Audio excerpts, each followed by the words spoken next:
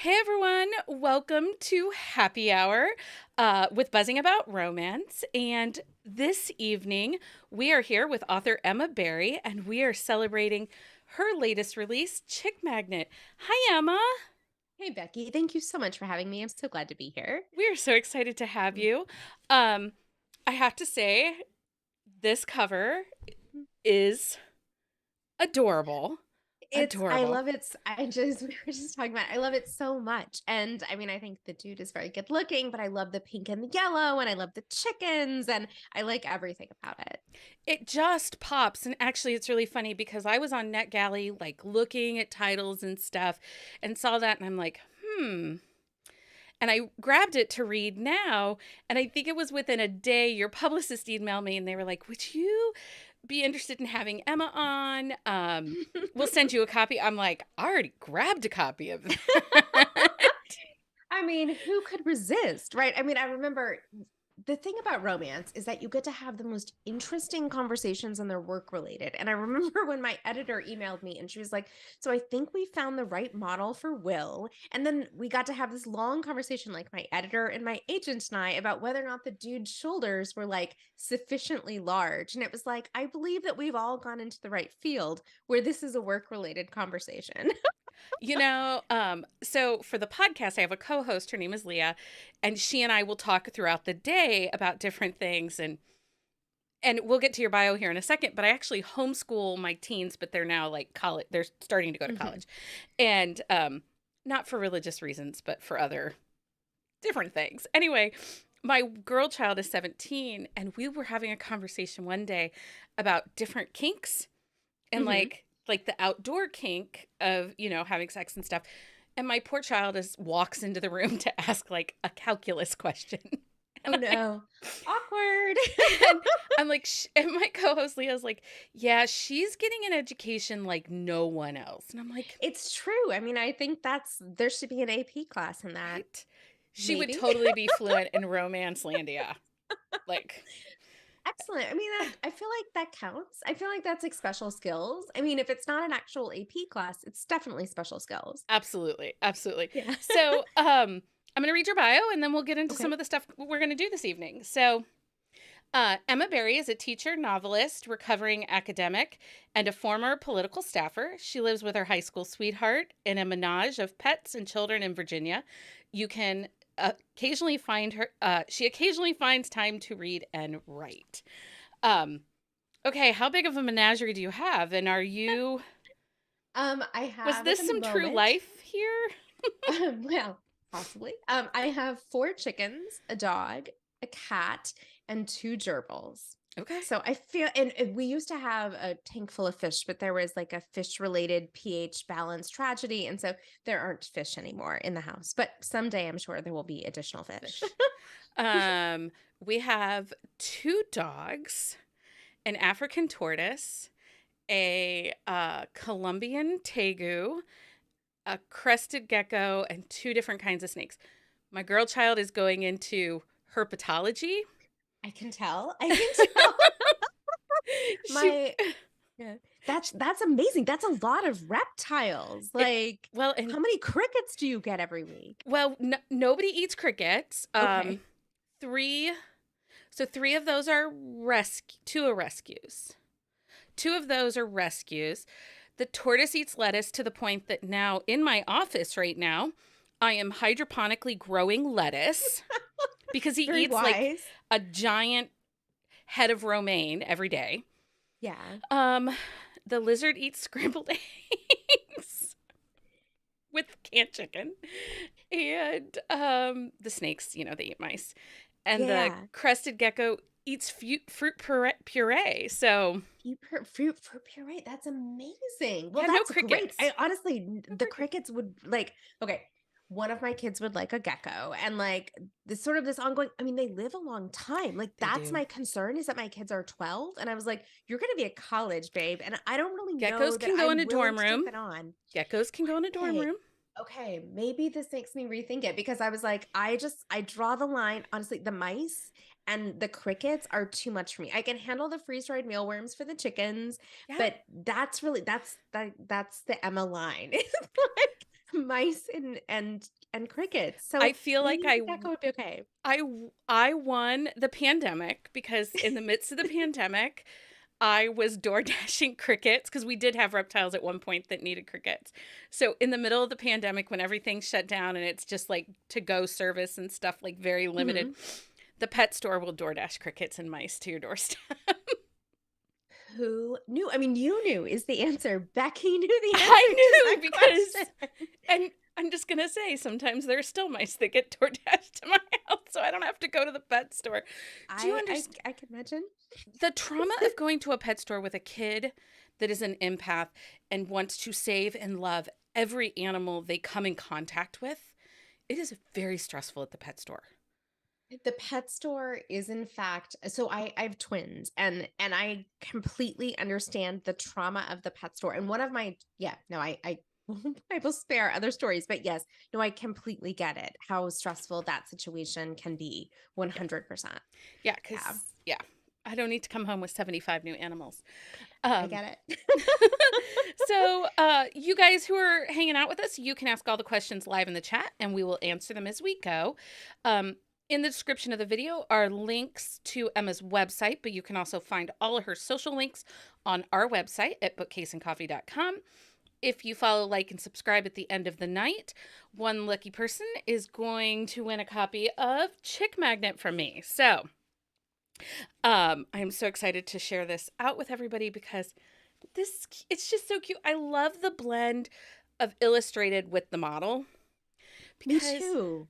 I I love a man chest cover. Like I do love too. them. I feel like the time has come for the man chest to return. Like I love an illustrated cover. This is like 0% an anti-illustrated situation. I just feel like maybe the man chest needs to rise like a phoenix from the Yeah. ashes. And I am a fool for an illustrated cover. Really, I'm a fool for all covers. Like I love covers. Me I too. collect old school Joanna Lindsay, Jude Devereaux clinch covers. Like Yes. give me all the naughty watercolor clinch covers. Like I love them. Um but I don't know. I have been reading romance forever. How long have you been reading romance? I started reading romance in 2011 when my kids were newborns, and it was one of those situations. I had just gotten a Kindle, and I'd never read a romance, and I felt like it was a long sort of story, but like I had this academic background, and I was studying like women's writing from the 19th century, and one of my professors was like, "Oh, I'm teaching this romance novel in my women's literature class," and I was like, "Romance? I should read one." And I like seriously, my plan was I was going to read like a singular romance, and I read one, and then I read like 50 in like a month. Like I was reading like one a day. It's like breastfeeding twins and reading romance. And that's what I did for like 6 months. And so I started reading them at that point, but because I had that background of like literary history, I was like, I'm going to go back and read like 70s and 80s romances. So my plan was like, I was going to understand like the whole thing. Because once I was intrigued, I was really intrigued. And so I went back and read like Joanna Lindsay, and I went back and read like The Flame and the Flower. And so like I too love the clinch covers and love the art of that period. And the books are interesting and problematic in some ways, but I find them fascinating. And so I've been slowly like gathering at like the used bookstore all Yes. of the like vintage covers because they're amazing. They are amazing. I drag my husband. I actually just told him next Monday our library is having one of their basement sales where you fill a bag for Ooh. $3. And I just go and get all the mass paperback clinch covers. They sincerely are so gorgeous. Like all of the like step back like Saturdays that people Oh, do on like yes. Instagram, like the art is legitimately lovely. Even sometimes when you're like the book, maybe not so much, but the art is amazing, right? And like looking for like the old like I have a Tender as the Storm, but it's not the original Tender as the Storm, right? It's the one with the sticker, and it's Wait, like, I have the original Tender is the Storm without the imprint sticker on it. So, like, where did you get it? from our used store, but I will keep my eyes open because I'm always, Okay. I buy them all. And then, so we have a secondary, Buzzing About Romance is our main contemporary romance podcast, but we have a secondary podcast that are, that does only historical romances, and that's called Corset and Crown. Mhm. And I collect, Sadie and Katie are both really big on Instagram and they love to do the step backs. I'm not into all of that, but so I collect them and I've sent them both ones. But oh yeah, anytime I can get my hands, because we call it the booby popping. Tender is the storm. It's true, right? Yes. No, it 100%. And no, my poor kids, like I drag them to the used bookstore and they're always like, "Mom, what are you doing?" And I'm like, "I'm looking for the right one. Like it Yes. can't be the wrong one. I have the wrong one. Yeah. I need the right one." So, and you can't see them great. I can pull them down, but I have the Jude Devereaux Raider Barbies. This is how obsessed I am. Have you ever seen That's them? next level. No, I Okay, hold on haven't. one second. I'll grab them. Okay.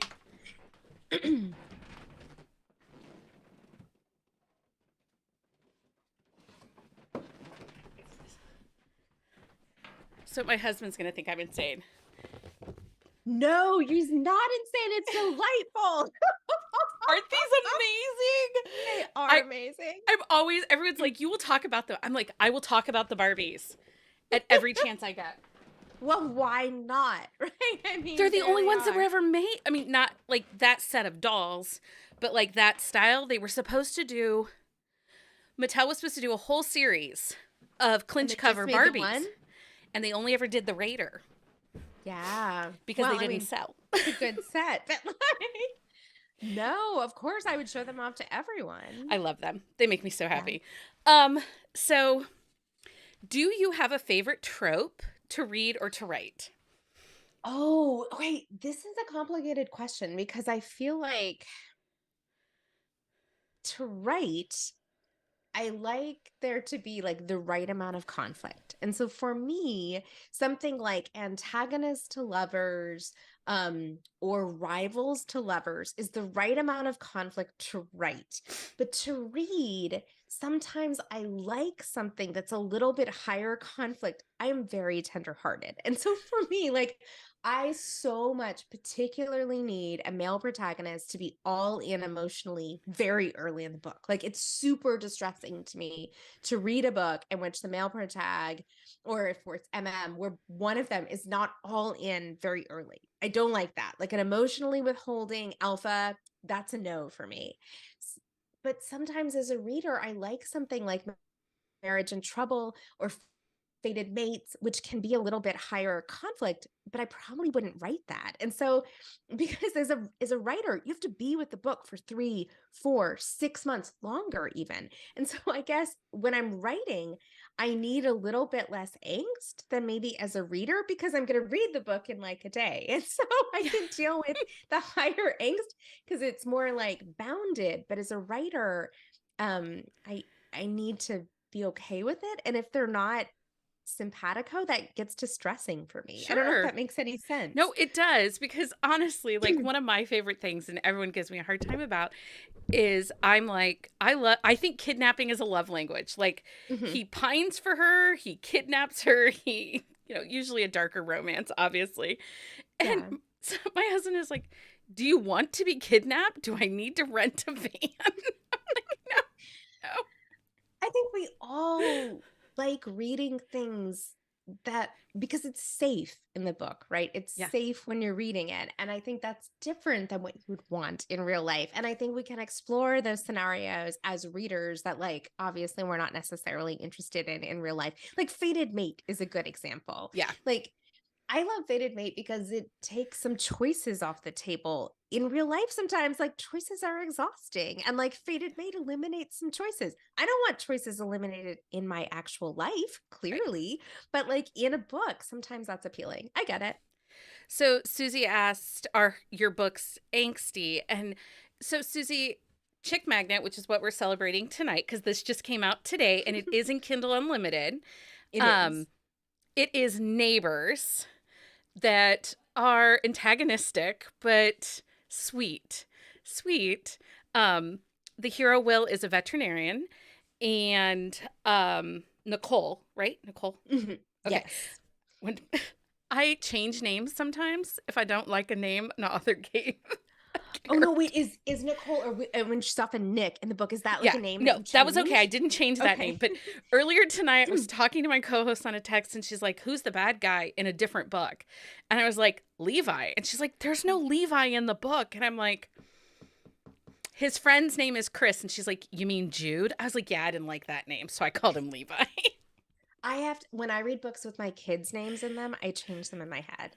And like my son's name in particular is a fairly common hero name. And so, yeah, I totally change Yeah. it. I get Uh, it. Everyone's like, uh, yes, I change the names all the time. I do. So that's why I was like questioning, was it Nicole? Because, Is. I like to change names. She's an influencer, chicken influencer, kind of YouTube channel, backyard farm. Uh, and so, but there's a little angst between the two of them, but he And quickly comes around. and again, that's very much me. Like I really she can withhold as long as she wants. Like, and I know that some readers have a real problem with that. And it's the dynamic that I like. He's all in and she's like, she should be all in, but she's not sure. She's doubt. And Yeah. that's always what I write. And so yeah, I would say it's the angst comes from like his job stuff is kind of angsty and like her ex is horrid. She's an absolutely horrid ex. And so like she has some like backstory angst, but I wouldn't say there's a ton of angst in the love story, but there's external angst, I would Yeah. say.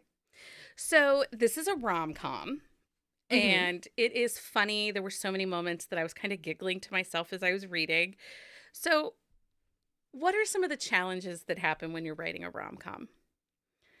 It's hard, right? Because when you're writing a rom-com, and I tend to write roughly speaking straight through the book. Now there's some jumping around, but more or less 75% chronological. And sometimes you hit a scene that's supposed to be funny and you don't feel funny that day. And for me, especially banter is like very mood driven.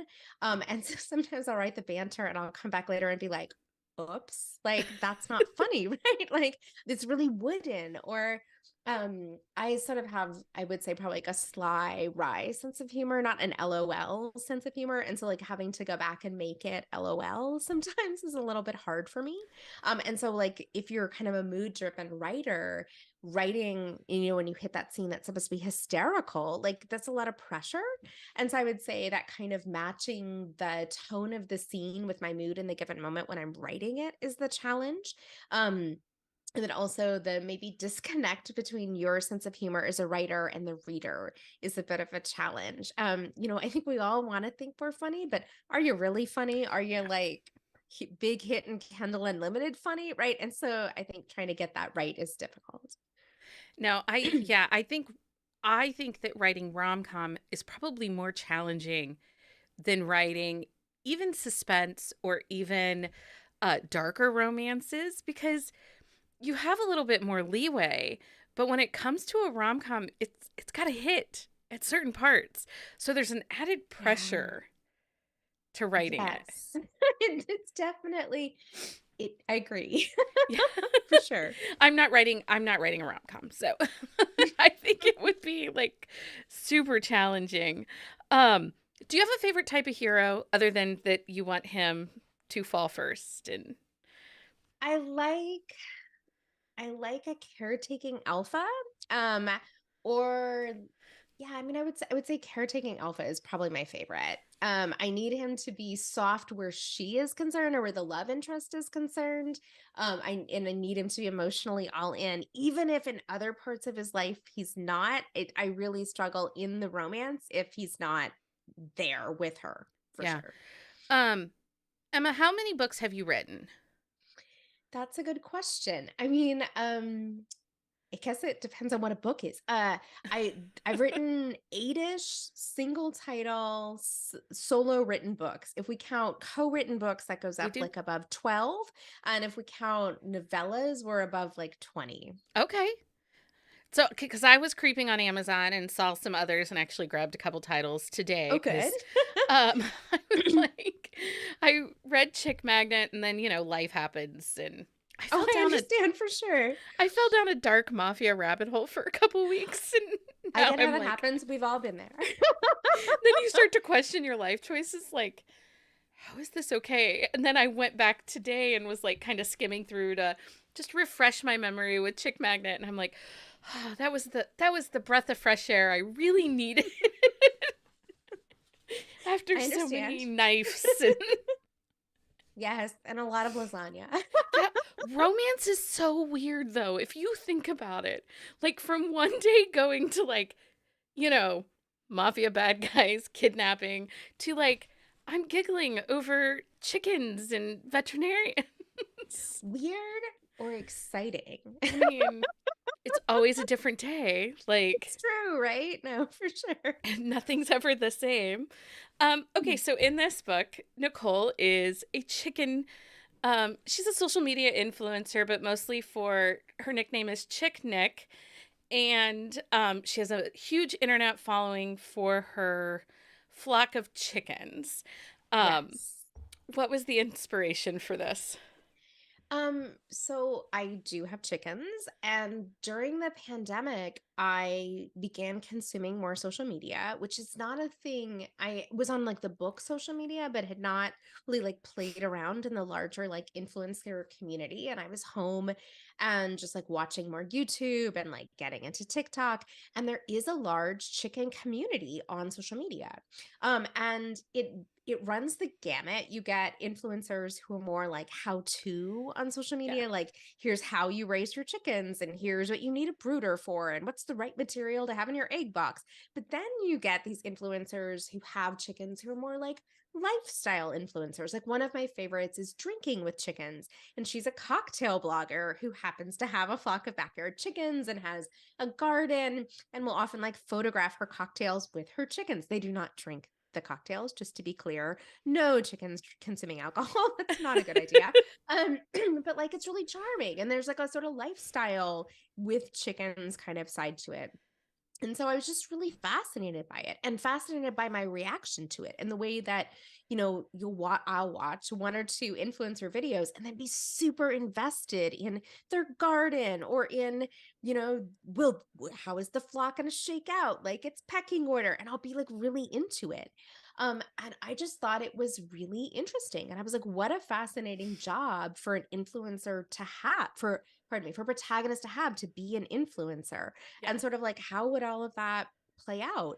And also like you have these fans who have these parasocial relationships with you, um but who sometimes seem to kind of root for your failure, and right. kind of like how all of that sort of plays out. And so I just started, I mean, when you're a romance novelist, this gets in your head, right? And you're like, what would this be like? And then you're sort of playing out all these scenarios. And so that was sort of the genesis though of where kind of Nick came from as a Yeah. character. My favorite chicken influencer is the Cock Whisperer. Have you ever watched Oh, him? yes. He's a hoot. Absolutely. He's a That's like hoot. old school. Like that's like OG. I love Like him. I love him. But there is chicken discourse currently happening on TikTok yes. No, with the feed 100%. and chickens not laying and then the price of eggs um Yes. and I just happened to fall. I don't know if it had to do with like my phone listening to me that I was talking about chickens in the book or if it's just what came across my FYP. But I'm now deep into the chicken discourse No, currently. there's like this debate happening right now and about the egg prices and like, is that legit? Is that because of the avian flu? Is it like being manipulated by like the chicken farming community? No, it's like a whole thing. Yeah. And so like, yes. And what's hysterical, I have an older hen and she just laid her first egg in like a year. And so we were like, is she listening? Like, what's happening? Was she like, I better lay, otherwise my time is done? Like, we had this like whole debate last night about Eminem laying an egg and like what it meant. And it just was so funny in my house. But no, it is 100% a thing. And anyone who's like, this is a made up job, no, not a made up job. Totally. No. I'm Yeah. invested in Mommy Farmer on TikTok and all of her chickens and her gooses and her donkey rips, so no. No, it's real because yeah, I'm in. It really, and anyone who thinks it's not, spend 10 minutes and then you'll be amazed at how invested you Yes. are. Yes. Um so this is Chick Magnet takes place in a small town. Mhm. Do you like writing small town for your romances? Because this town has a little bit of its own caricature in the Yeah. story. I'm currently revising a small town book. I've written a handful. I do enjoy small town. It feels like when you're watching a sitcom and they do one of those episodes that's like bottled up, like everyone's like stuck in a room for whatever reason, it feels like that, where it's kind of very bounded and you have these characters and they have to interact with each other because of the scenario that you've put them in. And you have people who've known each other forever. And so they have these very like deep, decades long relationships. And typically you have like a newbie, yeah, like Nick, right? Like coming in. And so I enjoy the way the scenario lets you play out all these little scenes and all these little like deep relationships between the characters. So yeah, I mean, I enjoy that aspect of Small Town a lot. Yeah.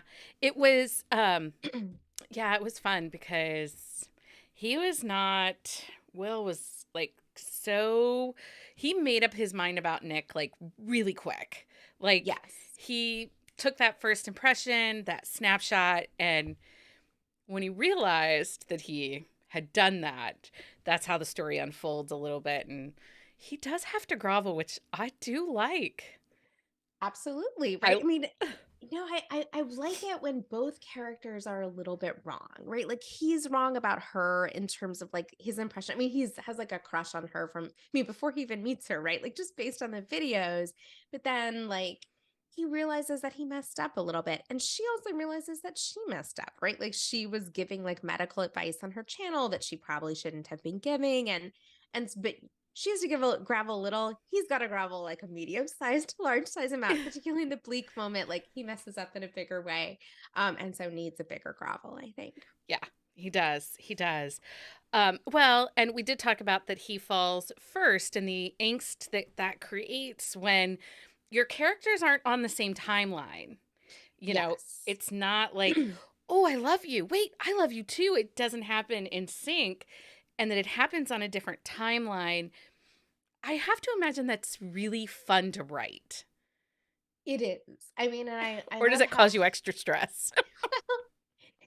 See, like that's the fun stress. Like the different timeline stress for me is fun because he's in and he's sort of waiting for her to come around. And like he makes it clear to her like he's willing to be all in and she's kind of not. And like that stress is fun. The stress on the bleak moment when she suddenly is all in and then he's like backtracking a little bit emotionally, that is for me very painful to write because then like she was there and she's expecting him to like catch her and he doesn't. Oh, that hurts me.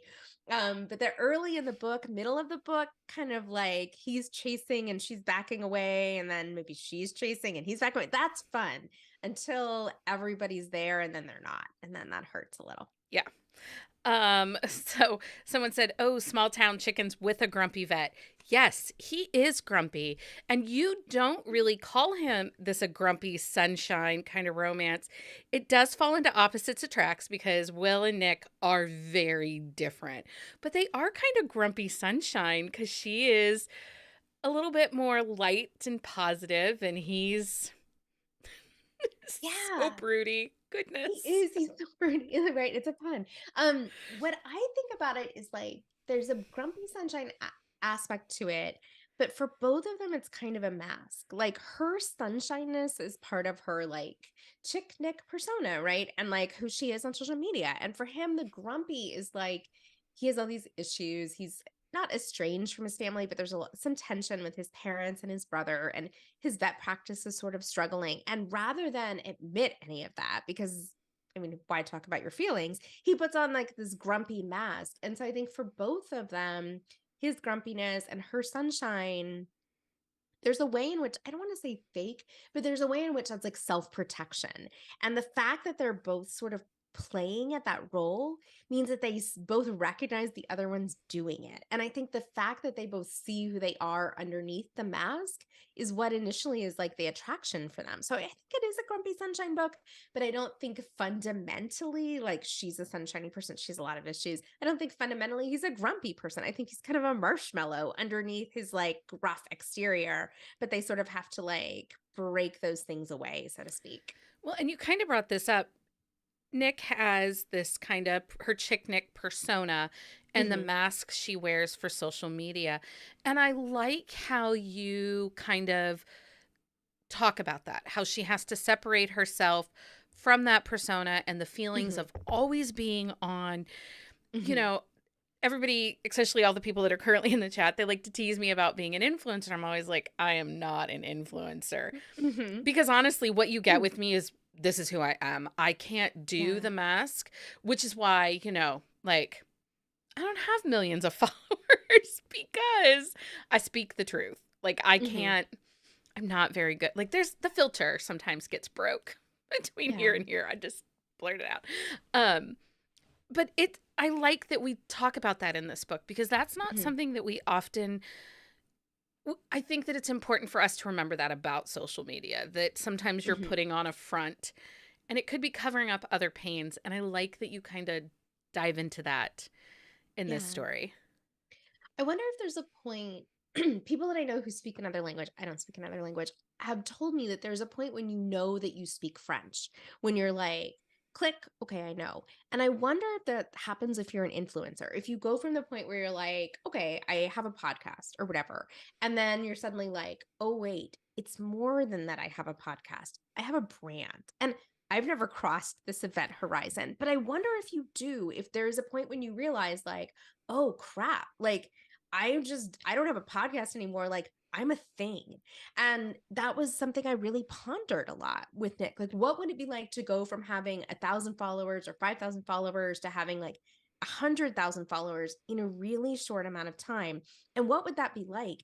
And I think you would have to develop a mask at that point. I think it would almost be protective, For sure. because like, how could you be yourself anymore when you have that large of an audience and when your financial future depends on it? I mean, I think the point when it goes from being a hobby to being like your job, of course you have a mask. Like you would need one. Well, and yeah, because we talk about that. We talk about like reviewing books and talking about Hmm. romance, and we do have the power to tank a book if we wanted to. Like we could Hmm. say to our community, "Don't read that; it's trash." And that's 500 listeners that are not going to read that book and think it's trash. Hmm. We have that ability, but you don't. Hmm. You don't do that. Hmm. And we try Until to. you do, I guess, Yeah, and then maybe you feel at some point like you have to, like a book is yeah, a problem in a way in which you need to suddenly use that power. I don't know. yeah. We find like so. And you said you're over a little bit on TikTok and stuff like that. Like Hmm. Book Talk is this place that it feels like the wild, wild west to me. I don't quite Hmm. understand it. I made one video talking about why a book was no longer in Kindle Unlimited over the weekend, and it Hmm. got like 200,000 views. And I'm like, um, what I said was not groundbreaking. It was just that the Hmm. author sold the book. Yeah. Like, wasn't indie anymore. She gave it to a label, but for Hmm. money. So it was good. But it was just this weird, like, I didn't say something groundbreaking, but then I could talk about like a book that everybody should be reading, and that gets like 2 views. So I'm always like, I don't understand this. Yeah, but I think that's really interesting. And like, I wonder if that happens like one time and two times and 10 times, and then suddenly it happens all the time. Yeah, And what that must be like to cross that threshold where suddenly you realize like that's not like one video that for whatever reason goes viral. right. That's every video. And like, there's a point in the book where Nick makes a video that's very banal, but she does it because she knows everyone's going to watch the video because they're expecting her to like be responding to her ex. And so she does this video, she knows everyone's going to be like looking for like clues, and she gives them no clues, and she takes like great joy in it.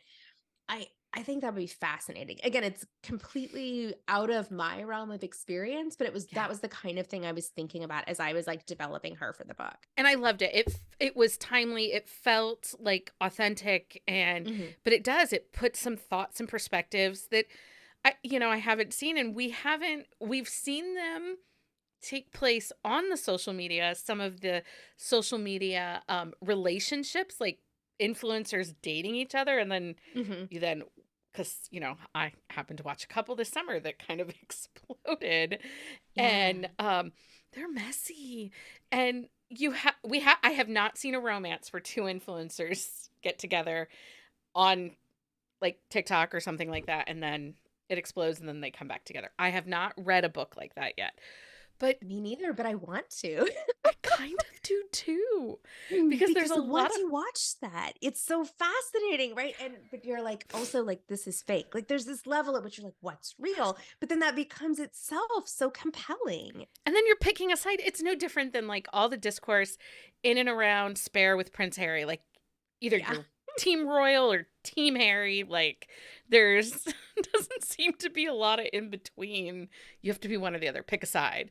Yeah. We always say pick a side and go to bed.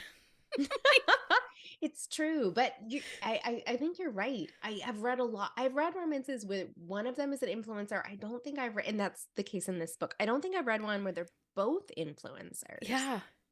It's Yeah. just an interesting spin, and I liked it because, you know, it's a very topical um career right now. You know, we're Hmm. seeing it's becoming so more commonplace than it was Hmm. even 5 years ago. You know, we're seeing Hmm. so many more people that are earning their living through brand deals and marketing and social media type stuff, and I find it fascinating. So to read it in romance, I'm like, I'm all in. So Yeah, me too, for So if sure. you write the influencer romance, let me know because apparently I'm all in like, already. Um, so in the book, she has chickens, and you have chickens. Um, did you name the chickens after your own chickens, or did you come up with new chicken names? There is one name of a chicken that I had who sadly she was killed by a hawk a year ago, who's in the book, and it was completely random. Camilla was my alas late lamented Buff Orpington, and I had put her in the book. And when she died, it felt very fitting that I had put her in the book because I was like, there you go, she's immortal. But none of the other chicken names overlap. Nick's chickens have largely mythological names. Nick is sort of like a Greek mythology fan. And so she has a lot, like Hermes and Athena and these like mythological chickens. I currently have a lot of Puritan chicken names. So we have Hester, Prudence, and Dorcas, plus M&M, which is a long story. But so our chickens do not overlap except for my late Camilla. For the late Camilla. Well, and the opening line of this book is the tiny dinosaur surveyed. like I'm like, yes, they are. They're kind so I'm not a bird person and chickens terrify. It is okay. So that was I sort of vaguely knew like some people are afraid of birds, but that has been a reaction. I have like gotten emails from people who are like, Emma, I love you. I'm not going to read this book because I'm afraid of birds. And I did not realize that like bird fear was that acute. I was like, has everyone been watching the Hitchcock movie? Like, what's happening, people? Um, I obviously as a person who has chickens, like I guess I don't get it, but I mean, respect, totally respect. No, But I was yeah, perfectly fine. There was no triggers. There is a book that I read okay. a couple like a year ago that is like she opens a door and bats come flying out at her. Like Oh no, and no, I not that. DNF'd the No, book. Like that was chapter 2 and I was like, done, never picking it up. a And I'm not bat. a huge believer in content or trigger warnings. Like I think it's okay like if I suggest a book to you, I should give them to you. I don't put it Mhm. on the author. Because I think it's a personal connection kind of thing. Anyway, I was like that's the only book in the world that I need content trigger warnings on because there Because were of the bats and bats. things that fly. I must have a warning. But this And one's pretty obvious. It has chickens it does, in it the does have name. chickens. The chickens are in it. At one point, there was a bat in our house. It was in the chimney, and my kids were much younger. And what my son was like, "Mom, there was a bird flying around the living room," and I was like, "Sure, babe, totes. There was totally a bird flying around the living room." And there what, but it wasn't a bird. It was a bat that was living in the thing. But it was so freaky, and we all had to be like tested because bats can obviously carry rabies, right? Yeah. And so it was like it was horrifying. So I am not afraid of birds, but I am acutely afraid of bats. We So had I one get in understand. our house last summer because we have one of the screen doors that magnets for the dogs to go in and out. We had one Yeah. fly into our house. I just lost my shit. My girl child had her friends over, and one of them, the child's parents are like really religious. Her dad's the president of a seminary, like religious. And I'm like cussing as if like the only word I know in the world is fuck. And like, Reasonable. Totally screaming. reasonable. And I'm like, Totally get reasonable. out. I hid in the bathroom. Anyway, my poor husband, he puts up with so much. No, I I understand the visceral fear to bats and the visceral fear to snakes. Honestly, I have an intense visceral fear of snakes. Yeah. I get it. I do get it. But yeah, this book, it is so cute. Oh, they're now talking about birds in the chat. Guys, stop it. Stop talking about them. You know how I feel. But we can talk about cute chickens.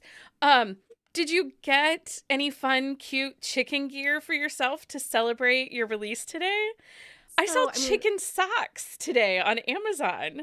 I'm currently wearing Totoro socks, which are not chickens, but Oh, so I love for the Totoro, like, so oh my God, the props. best, right?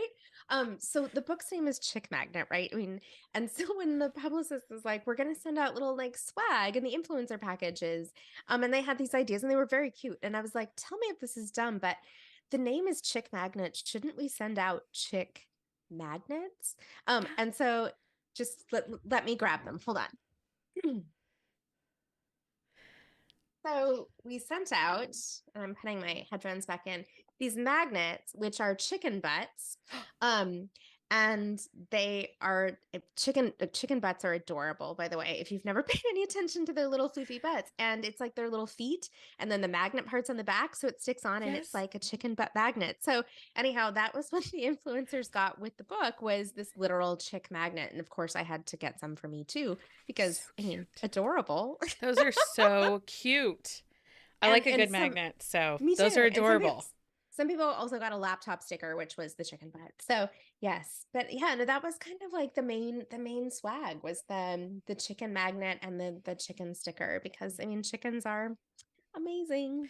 They're kind of cute. Yeah, if they didn't have wings, I would totally be in on them. I mean, I like to eat the wings, but the They fact that mostly keep them tucked in. I mean, it's funny how I sincerely do not think about them as being birds.